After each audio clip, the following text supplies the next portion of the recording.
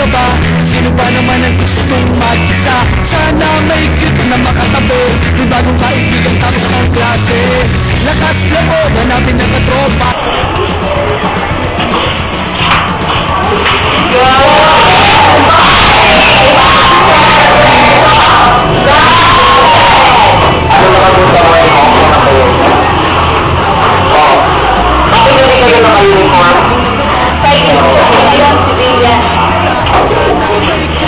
Meron kayong bagong klase sa paligat mo kaya pagkaligat pa may pan.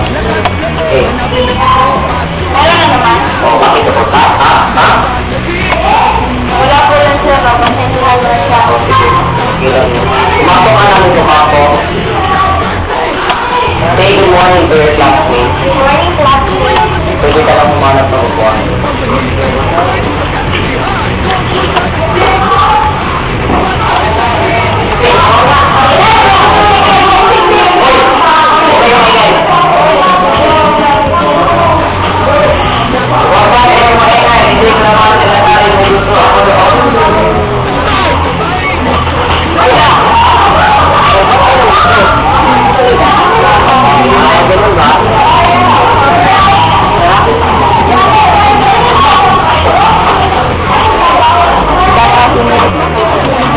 Iyaan mo na, at least hindi ka naging bad, di ba?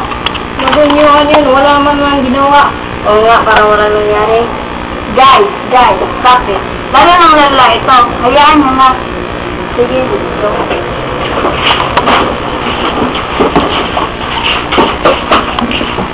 Ano na to? Sorry ha? Ano sorry? Matapos mag-block ang way ko. Sorry lang. Hindi ko talaga sinasadya. Oh my gosh! I like her. She's been doing good. Eh, ano? Buti lang. Don't you see it? We're life sisters. Oo. What did you say? Wala. Sabi ko, tama ka. Next time, tumingin ka sa daanan mo. Hindi mo makakilala. Baka ano yung magawa ko sa'yo? Mark my words. Girl! Bakit? May gusto kong sabihin? Wala. Pero i-share lang ako sa inyo. OMG! Ang daming hanggang dito, ha? Ano tayo doon? Sige.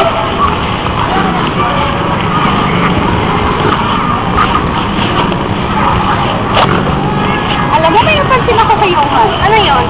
Ang gwapo niya. Aha, feel mo naman may gusto sa'yo si Johan. Malay mo. Yes ma'am, listen. Totoo yun.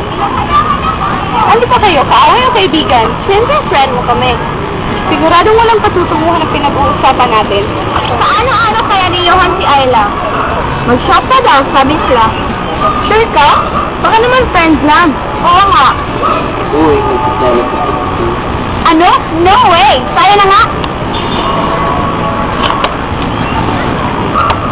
Bye, sir. Oh, bye.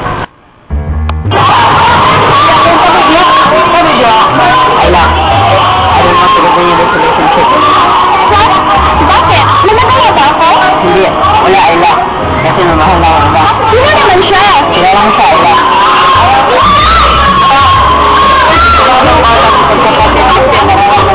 Ano ka ba? Ano? Wait, baka naman po. Yung pagkakapalaw sa'yo. Ano yun? Mahal kita. Mahal din tayo, ha? Tayo na, Trixie. So, tayo na? Mawala ka mo. Wala tayo ni Trixie. Ano? Oo, excuse na eh. Sila lang pala. Sayang, ang dapat pa naman ni Johan. Oo nga, sayang. What? Bakit? Sila na? Ano? Oo, sila na. Sina Johan at Trixie. Hayaan mo na. Ambisyoso naman yun eh. I will get her free. Baka sa akin. Salamat sa iyo, nagawa ko ito. Showing me what the word means, what I've been dreaming of. And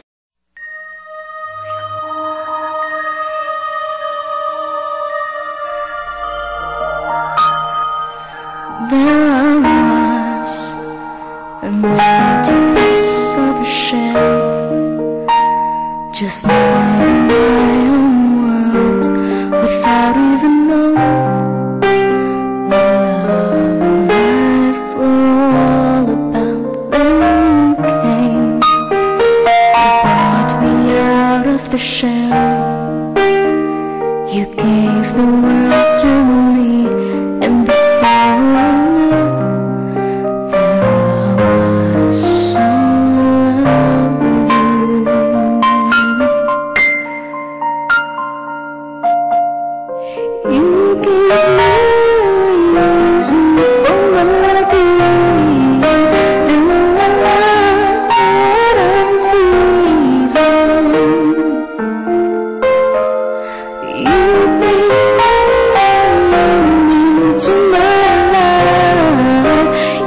myself far beyond existing,